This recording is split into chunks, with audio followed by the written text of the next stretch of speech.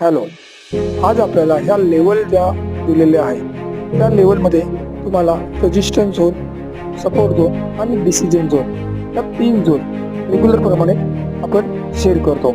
तर मार्केट आज व्यापक ओपनिंग मध्ये ओपन होईल.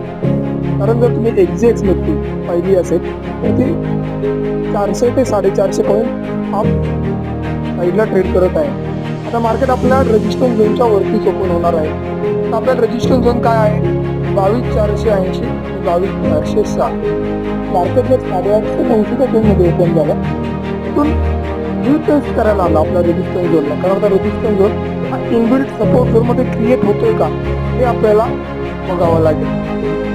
त्यासाठी मार्केट 400च्या झोनमध्ये आहे. 407 ते 500. तर आपण एक पाहिजे ते बघू शकतो 407चा सेल, 407ला सेल सुद्धा. थँक्यू.